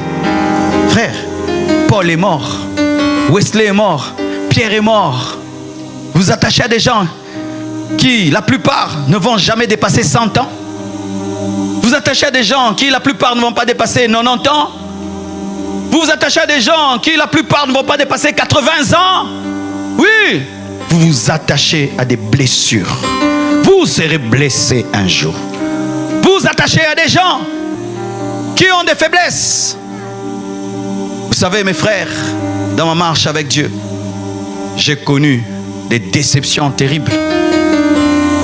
Où tu adores quelqu'un, tu le prends comme un parfait, et puis tu entends sur internet, il a divorcé. Tu entends sur internet un scandale. Et ça m'est arrivé, une succession. Et puis j'ai dit, Dieu, pourquoi tu me fais ça? Il me dit, je te ravis tes idoles. Je te ravis tes idoles. Une fois je salue quelqu'un, il me dit qu'il ne va pas laver sa main. Marcelo l'a salué. Je vais pas laver ma main. Ma main a touché Marcelo. Ah! Ma main t'a touché. Que la main de Dieu te touche. Et si quand je te touche tu es guéri, ce n'est pas ma main qui t'a guéri, c'est la main de Dieu qui s'est cachée derrière ma main. Disons la vérité. Et vous parlez des hommes de Dieu du matin au soir. Vous vous chamaillez autour des hommes de Dieu. Mon pasteur est plus que le tien. Mon pasteur est plus que le tien. Le mien, il enseigne plus que le tien. Le mien, il chante plus que le tien. Le mien, il est plus classe que le tien. Le mien, il est plus élégant que le tien. Le mien, il est plus grand de taille que le tien. Le mien, il est plus gros que le tien. Le mien est plus écrit plus de livres que le tien. Le mien, il a plus de vues que le tien. Le mien, il a plus de followers que le tien. Le mien, il a plus de partage que le tien. Des bêtises. Des bêtises dans lesquelles nous sommes aujourd'hui. Et c'est sur cette base que même certains prient dans une église. Pourquoi tu pries dans cette église? Ah, le pasteur a beaucoup de followers. Pourquoi tu pries dans cette église? Ah, le pasteur il est très classe. Non, on ne priait pas dans une église pour ça. Moi, quand je me suis converti, mes frères, j'ai choisi une église classe. Dieu m'a dit, non, pas là-bas. Je voulais un pasteur classe qui parlait un bon français, bonne éducation. Dieu m'a dit, non. Tu vas prier chez le pasteur qui est à côté de chez vous, qui avait une église de 20 personnes, qui ne savait pas parler français. Il disait la papa, le maman, la Saint-Esprit, le... Et mon père s'en moquait. Mais Marcelo, mais comment tu peux prier là-bas alors que tu es plus intelligent que ton pasteur et que tu es de... Tu m'as dit là. Cette église-là, la plupart étaient des pauvres. Elle n'avait pas de porte, elle n'avait pas de tôle, elle n'avait pas d'électricité. Dieu m'a dit, prie là. Et c'est là que j'ai appris l'humilité. Être à l'aise avec les riches, avec les pauvres. C'est là que j'ai appris à respecter un homme de Dieu parce qu'il est seulement un homme de Dieu. C'est là que j'ai appris la vraie communion fraternelle où tu es frère à quelqu'un mais qui n'a pas ton niveau social mais c'est ton frère. Parce que quand tu es à l'aise avec les riches parce que tu es riche, tu es charnel. Quand tu es à l'aise avec les intellectuels parce que tu es intellectuel, tu es charnel. Chez nous, je mangeais avec des couverts. Mais dans cette église, il n'y avait pas de couverts. On mangeait à main nue. J'aimais les chansons en anglais, en français. Là-bas, on chantait en Kikongo, Chiluba. Mais c'est là que j'étais brisé. C'est là que j'ai appris le message de la repentance, la sainteté. Ce pasteur me prêchait la repentance tous les jours. La sainteté tous les jours. Aujourd'hui, Marcelo, le prédicateur de sainteté, j'ai appris cela dans une église de 20 personnes. Au pied d'un homme de Dieu que vous ne connaissez pas. Il n'est même pas sur les réseaux. Jusqu'aujourd'hui, il n'a que 50 fidèles. Et je le soutiens chaque fin du mois. C'est lui qui m'a baptisé. L'homme qui m'a baptisé n'est pas connu. Et c'est là que j'ai appris mes bases. Votre fierté est devenue les hommes. Au lieu d'être Jésus-Christ, vous vous battez à être autour de nous. Au lieu de vous battre, d'être en communion avec Dieu. Autour de nous. Battez-vous, allez dans des retraites, recherchez l'onction, recherchez la puissance, recherchez la parole, recherchez Dieu. Recherchez Dieu et soyez à côté de nous parce que c'est l'esprit qui vous met à côté de nous. Mais si vous êtes à côté de nous par la chair, pour dire seulement que vous êtes à côté, c'est la chair. N'adorez pas les hommes, respectez les hommes, honorez les hommes. Mais ne leur donnez jamais la place de Dieu dans vos vies. L'église Compassion, c'est une église bâtie sur Jésus. Les femmes disent, pasteur, quand tu voyages, les gens ne viennent pas. Ah bon? Je leur ai enseigné pendant des vingtaines d'années. S'ils continuent à être des gens qui pour venir, je dois être là, ce sont des bébés spirituels éternels. J'irai prêcher là où on ne m'a jamais entendu. Chers frères et sœurs, quelle que soit la gloire et l'onction qui est sur un homme, voyez toujours Dieu qui est derrière. C'est pourquoi nous devons être la génération des Élysées. Élie a dit à Élisée, si tu me vois alors que je monte, c'est alors que tu auras le manteau. Et voici ce qu'Élisée faisait. Élie mange, il regarde Élie mange. Il dort, il regarde dormir. Parce qu'il ne sait pas quand est-ce qu'il sera enlevé. Et quand il est parti, il a crié, char d'Israël et sa cavalerie pour dire, je t'ai vu. C'est alors qu'il a eu le manteau. Élie représente Jésus. Élisée représente l'Église. Sois concentré sur Jésus. Même si les gens te parlent, concentré sur Jésus. Même s'il y a des luttes, concentré sur Jésus. Même s'il y a la gloire, concentré sur Jésus. Même si on te critique, concentré sur Jésus. Même si on te calomnie, concentré sur Jésus. Même s'il y a des persécutions, concentré sur Jésus. Même si Dieu t'élève, il t'abaisse, concentré sur Jésus. Et un jour, au son de la trompette de Dieu, tu seras enlevé. Restez concentré sur Jésus. Que Dieu vous bénisse abondamment.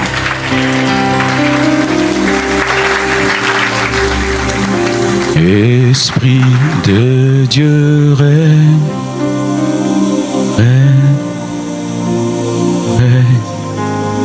Dans ma vie, Esprit règne, règne, règne.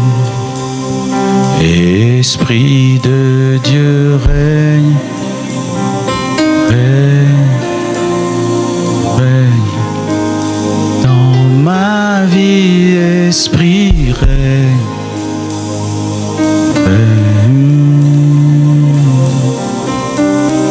Tu t'es senti concerné quelque part par cette prédication, cet enseignement, et tu as besoin de l'aide de Dieu pour être focus sur Jésus. Je te prie de t'approcher. Il est celui qui te libère de la distraction, car il est l'auteur et le consommateur de notre foi. Que rien ne puisse te séparer de son amour. Tes problèmes commencent à te remplir. Les hommes commencent à te remplir. La tempête a rempli tes pensées. Le péché a rempli tes pensées. La tentation a rempli tes pensées. Et Jésus-Christ, de moins en moins, devient le but de ta vie. Avance, approche. Jésus veut fixer cela. Tu dois reconnaître devant Dieu ta distraction. Tu dois reconnaître devant Dieu ta perdition, ton égarement. Tu dois reconnaître devant Dieu là où tu as permis à la distraction d'entrer dans ta vie. Prions tous au nom de Jésus.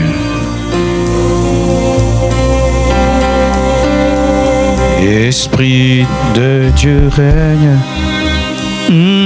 règne, règne.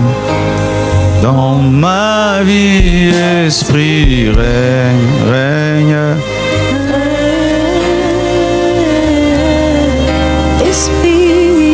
Esprit de Dieu règne, règne.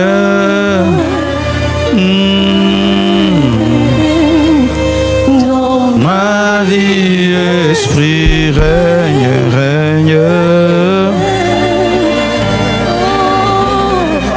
Esprit règne, règne, règne, règne, règne. Dans ma vie, Esprit règne, règne. Esprit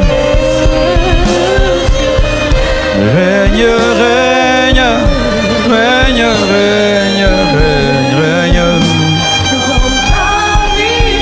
Esprit règne, règne, règne. Esprit de Dieu règne, règne, règne, règne, règne. Dans ma vie, Esprit règne, règne. Esprit de Dieu règne, règne, règne. Dans ma vie, Esprit règne, règne. Esprit de Dieu règne, règne, règne. Dans ma vie, Esprit règne. Prions, prions, prions, prions, prions. Alléluia. Prends ta place. Prends ta place. Prends ta place. Prends ta place. Prends ta place. Prends ta place. Prends ta place. Prends ta place. Prends ta place. Prends ta place. Prends ta place. Prends ta place. Oh, prends ta place. Prends ta place. Prends ta place.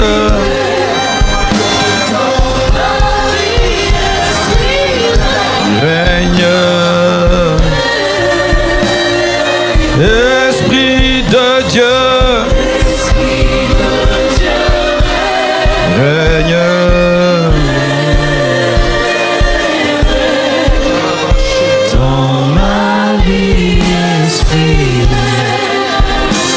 La Bible dit, l'année de la mort du roi Osias, je vis le Seigneur assis sur un trône élevé. Il fallait qu'Osias meure pour qu'Ésaïe voie le trône. Et Osias symbolise les péchés chéris. Quand tu as un péché chéri, tu ne verras plus. Tu ne seras plus fixé sur Jésus. C'est quoi un péché chéri? C'est le péché que tu n'abandonnes pas après avoir abandonné tous les autres péchés. C'est ça le péché chéri. C'est le péché qui demeure en toi après que tu as abandonné tous les autres péchés. C'est un péché résistant. Et Osias empêche de voir le trône très élevé. Un péché chéri, il faut le couper. Comme la Bible dit que si ta main droite est une occasion de chute pour toi, coupe-la.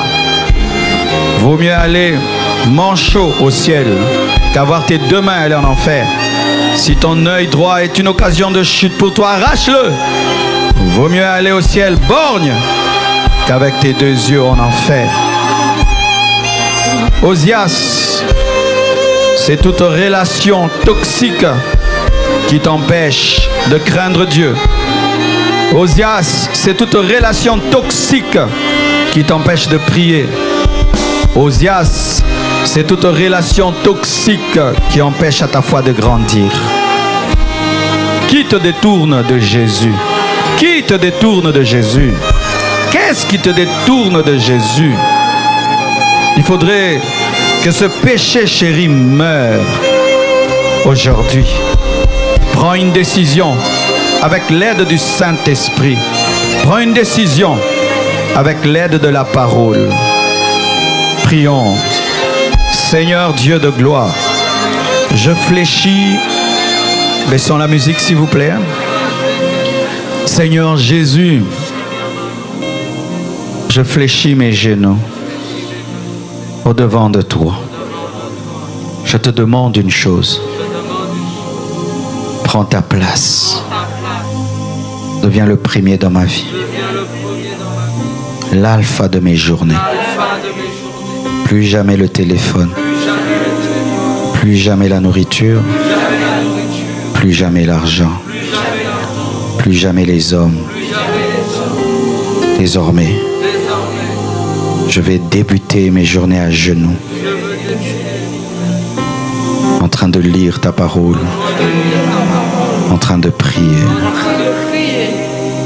Je me détourne de mes soucis,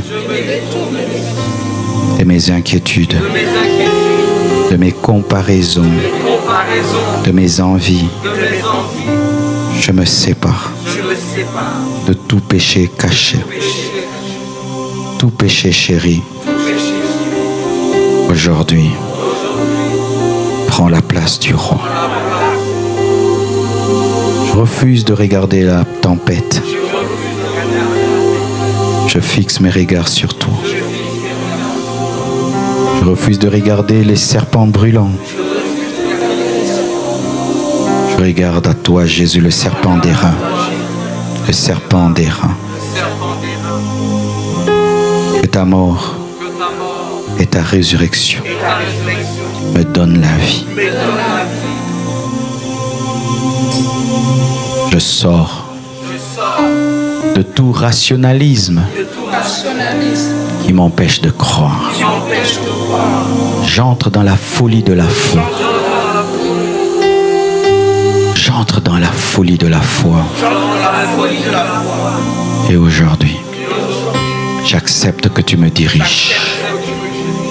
Sois mon modèle, ma source, ma référence, mon Seigneur et mon Dieu. Aujourd'hui, demain et à jamais. Merci Jésus. Merci Jésus. Merci Jésus. Merci Jésus. Merci Jésus. Acclamons le Seigneur. Gloire à Dieu. Rentrez à vos places s'il vous plaît. J'ai votre dette par la grâce de Dieu. Un jour je reviendrai clôturer cet enseignement. Amen. Sinon, procurez-vous les livres, nous les dédicacerons à la fin du culte. Merci encore pour l'accueil. Soyez bénis abondamment. Merci. Pasteur, je vous cède le micro. Merci.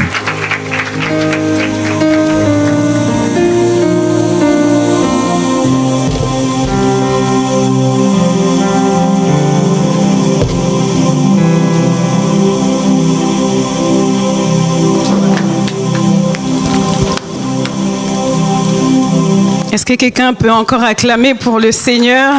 Est-ce que tu peux acclamer plus que ça? Qui a été béni? Amen. Le Seigneur nous a fait du bien. Est-ce que tu peux encore acclamer? Continuer à acclamer. Acclame, acclame pour le roi de rois. Amen. Le Seigneur est bon, n'est-ce pas? Alors nous allons passer à notre deuxième partie du culte. C'est le temps des offrandes. Alors ce matin, nous avons 2 services.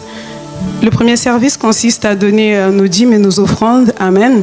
Je vais lire la parole qui dit: Sachez-le, c'est lui qui sème peu moissonnera peu, et c'est lui qui sème en abondance moissonnera abondamment. Que chacun donne comme il a résolu dans son cœur, sans tristesse ni contrainte, car Dieu aime ceux qui donnent avec joie. Amen.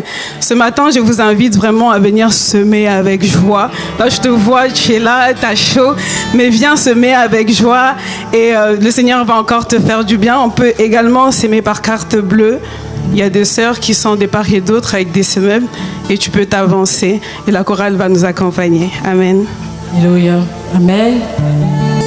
Alors tu vas donner comme elle l'a dit. Amen.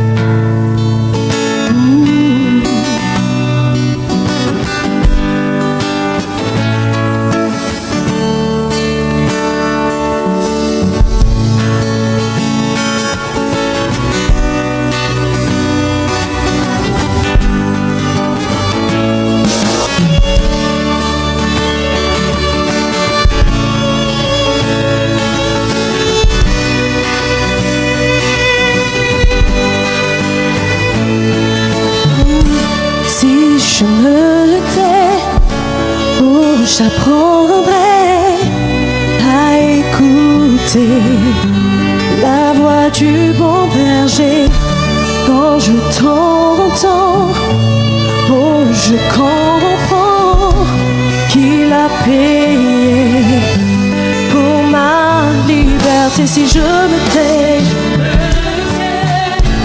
oh, j'apprends à écouter la voix du bon berger. Oh, quand j'entends et je comprends qu'il a payé ma liberté. Si je me tais, oh, j'apprendrai à écouter. Quand je l'entends, oh, je comprends qu'il a payé. Quand je t'ouvre mon cœur, je te vois Seigneur. T'ouvres mon âme, je t'entends me parler. Oh, de ta vie dans mon cœur, toujours de même. Et ma vie à chacun, et ma vie à chacun. Quand je t'ouvre mon cœur, je te vois Seigneur.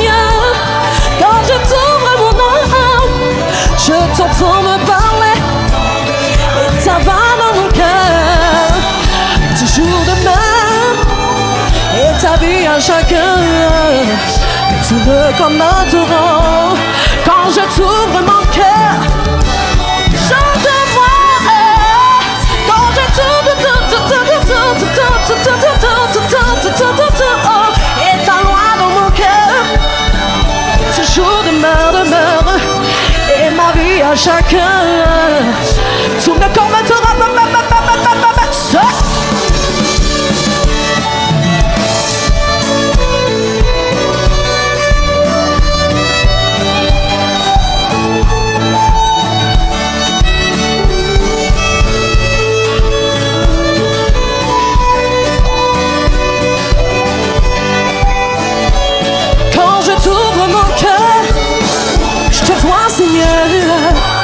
Quand je t'ouvre mon cœur, non, je t'entends me parler et ta loi dans mon cœur, toujours de main. Et ma vie à chacun. Oh, quand je t'ouvre mon cœur, Yahweh, oh, je te vois. Quand je t'ouvre mon cœur, et ta loi dans mon cœur, toujours. Et ma vie à chacun. Hey,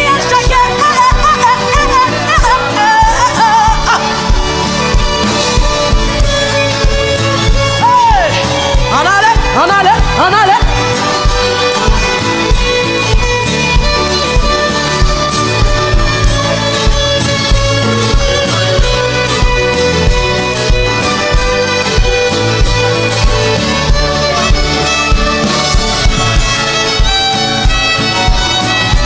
Si tu ne danses pas, t'es suspect.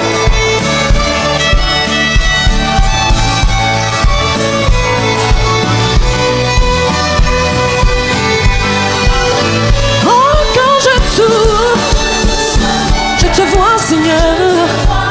Quand je t'ouvre mon cœur, ouais, je t'entends me parler. Et ta loi dans mon cœur, toujours demeure. Et ma vie en chacun tourne comme un torrent.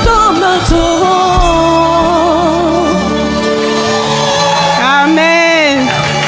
Alors nous allons passer au second service qui consiste à donner Galates 6 et la construction. Tout à l'heure, le pasteur Marcelo parlait de déménagement. Amen. Qui a envie de déménager? Est-ce que tu veux déménager? Alors, pour ceux qui veulent déménager, je vous invite vraiment à vous approcher, venir semer pour que le Seigneur nous donne un plus grand bâtiment que celui-ci. Là, nous tous, on est là, on a chaud. Que le Seigneur nous donne vraiment un bâtiment où il y aura la clim, où on sera vraiment à l'aise. Donc, je vous invite à venir et s'aimer également pour Galates 6, qui est la parole, pour venir s'aimer ce que le Seigneur a déversé dans nos vies. Amen. Vous pouvez vous tenir debout et venir semer avec joie. Vous pouvez le faire également par carte bleue. La chorale.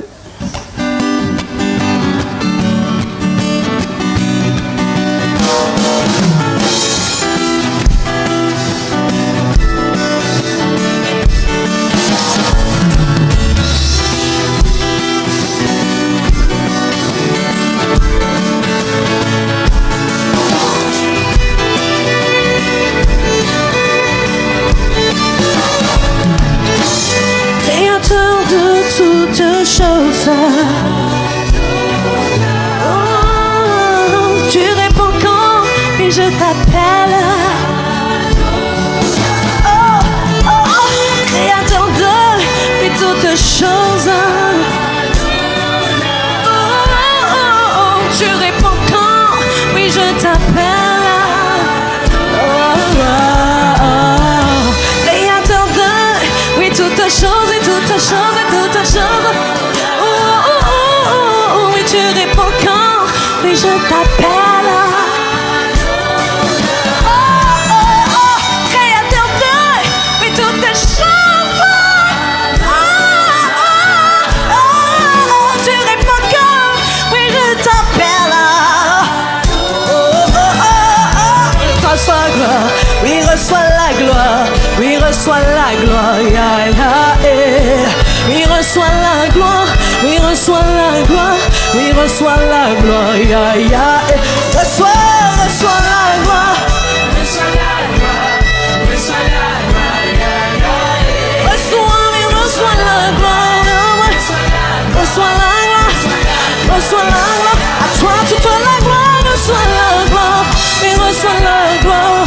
reçois la gloire, oui, reçois la gloire, Yahweh, Yahweh, oui, reçois la gloire, reçois la gloire, oh, oh, oh, oh, oh, oh, oh, oh, oh, oh, oh, reçois la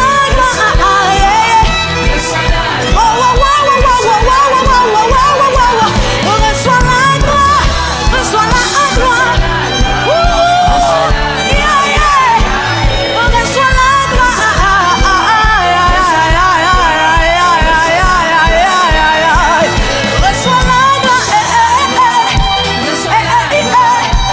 la gloire, oui, reçois la gloire, non, non, non, non, non,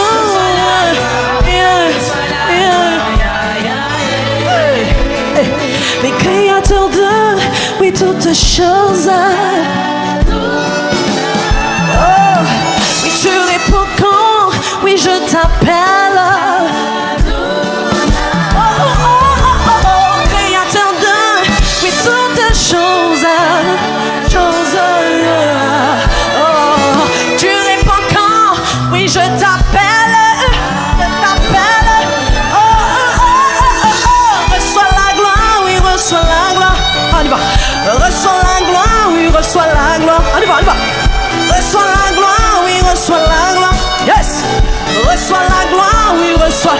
Reçois la gloire, oui, reçois la gloire. Hey. Reçois la gloire, oui, reçois la gloire. Reçois la gloire, oui, reçois la gloire. Say. Reçois la gloire. Oh, oh, oh, oh, oh, oh. Hey. Reçois la gloire. Reçois la gloire. Reçois la gloire. Reçois la gloire. Reçois la gloire. Reçois la gloire. Reçois la gloire. Reçois la gloire, oui, reçois la gloire. Reçois la gloire, oui, reçois la gloire.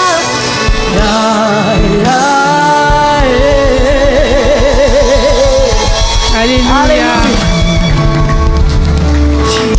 Amen. On va prier pour les offrandes. Père éternel, merci pour ces offrandes. Père, nous voulons te rendre grâce, Seigneur, pour la vie de ceux qui ont pu s'aimer dans ta maison et ceux qui n'ont pas pu le faire, Seigneur. Papa, je prie que tu bénisses ces offrandes afin qu'ils puissent servir à l'avancement de ton œuvre. Père, puisses-tu donner du travail à ceux qui n'en ont pas, Seigneur. Puisses-tu bénir, Seigneur Dieu de gloire, ceux qui font des efforts pour pouvoir apporter une offrande dans ta maison, Seigneur. Nous te bénissons, nous te rendons grâce. Au nom puissant de Jésus-Christ, nous t'avons ainsi prié. Amen. Amen. Nous allons passer aux annonces. Alors, chaque mercredi, nous avons culte ici. C'est le culte des assoiffés, de 19h à 20h30. Qui vient souvent mercredi au culte des assoiffés? Est-ce qu'il y a des assoiffés ici? Amen. Donc, du coup, le culte de mercredi, c'est 19h à 20h30. Et également, chaque dimanche, nous avons culte ici de 10h à 12h30. Aujourd'hui, on a débordé un peu parce que le Seigneur nous a fait du bien, n'est-ce pas? Amen. Alors, pour annonce, il n'y aura pas de séance de dédicace tout à l'heure. Le pasteur Marcelo le fera pour ceux qui vont à Lille. Donc, la séance de dédicace sera à Lille directement. Est-ce qu'il y a un jeune ici? Est-ce que la jeunesse est là? Est-ce que je peux entendre un jeune pousser des cris de joie? Est-ce qu'il y a un jeune ici? Alors, il se passe quoi le 5? Les jeunes? Amen. Alors, le 5 juillet, ici, c'est le samedi prochain, nous avons une journée jeunesse, du coup. C'est une journée inter-église autour d'un thème, la consécration. Amen. Le Seigneur va vraiment nous faire du bien. Le Seigneur va nous parler au travers des différents orateurs. Amen. Donc, je vous invite vraiment à parler de cette journée autour de vous. Invitez d'autres jeunes. Même si tu te sens pas forcément jeune, je t'invite aussi à venir. Amen. Amen. Est-ce que je parle à quelqu'un? Donc, ça sera le samedi prochain, le samedi 5 juillet, à partir de 16h jusqu'à 19h. Et je crois que le Seigneur va vraiment nous faire du bien. Et il y aura des infos sur le groupe de la jeunesse. Amen. Alors on va accueillir les personnes qui sont là pour la première fois. C'est pour toi la première fois de assister à un culte ici en présentiel ou tu nous visites pour la première fois. Je vais tout simplement t'inviter à lever ta main et te lever de là où tu es. On va vraiment t'accueillir. Est-ce que vous pouvez vous tenir debout? Est-ce que la chorale?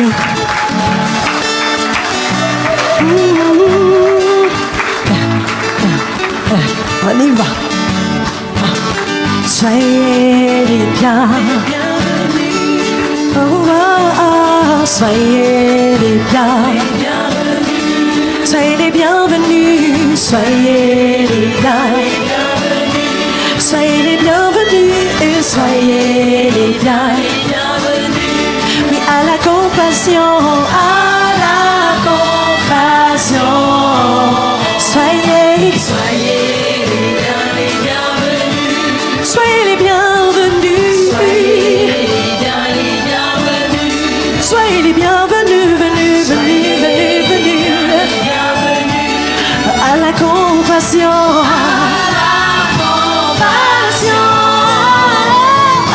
Soyez les bienvenus. Amen. Soyez les bienvenus. Nous sommes l'église La Compassion. Nous sommes très heureux de vous avoir ce matin parmi nous. Alors, cette place est la vôtre si vous n'avez pas d'église. Si vous avez une église, vous pouvez la saluer de notre part. Il y a l'équipe de protocole qui est juste là. Je vais vous demander juste de rester à votre place. Il y aura un QR code qui va venir à vous pour qu'on puisse faire encore plus en connaissance avec vous. Il y a l'équipe de protocole. Juste le temps que l'équipe de protocole puisse accueillir les nouveaux. Est-ce qu'on peut les encourager encore en acclamant les seigneurs?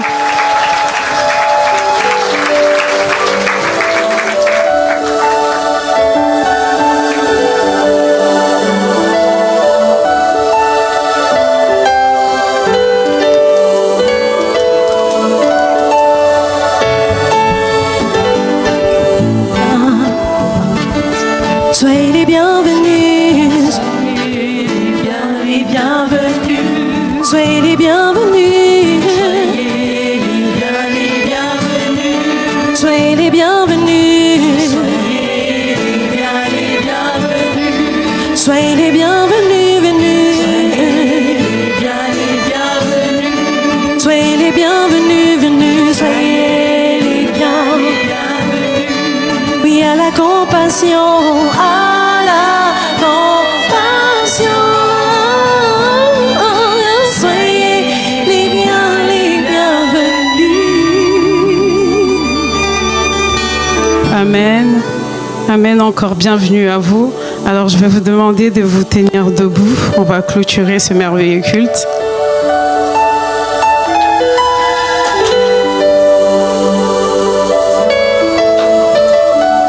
Seigneur, merci pour ce culte, merci pour ce thème, mon Père et mon Dieu, merci pour la parole. Merci parce que nous croyons que tu n'as pas dépêché ton serviteur en vain, Seigneur. Merci parce que nous croyons que à partir d'aujourd'hui, nous prenons un nouveau départ dans notre vie, Seigneur. Merci, Père, parce que tu as parlé à un cœur. Merci, Seigneur, parce que cette parole qui a été déversée aujourd'hui dans nos cœurs prend racine, reste et demeure, Seigneur. Merci parce que tu as parlé à chacun d'entre nous individuellement, afin que nous puissions sortir de la distraction et être focalisés sur toi, Seigneur. Merci parce que, Seigneur, au Dieu de gloire, aujourd'hui, Seigneur, Papa, tu nous rappelles encore combien il est important, Seigneur, au Dieu de gloire, de te chercher encore plus, Seigneur. Merci pour ce merveilleux culte. Merci pour la vie de chacun, Seigneur. Alors que ceux qui vont aller en Belgique vont prendre la route, à Lille, vont prendre la route, Seigneur, je te demande que tu puisses marcher avec eux. Marche aussi avec ceux qui rentrent dans leur demeure, Seigneur. Nous chassons, nous brisons tout esprit d'accident sur la route, Seigneur. Bénis leur semaine, bénis l'activité de chacun d'entre nous. Nous bénissons ton Saint-Nom, nous te rendons grâce. Au nom puissant de Jésus-Christ, nous t'avons ainsi prié. Amen. Bon dimanche à tous.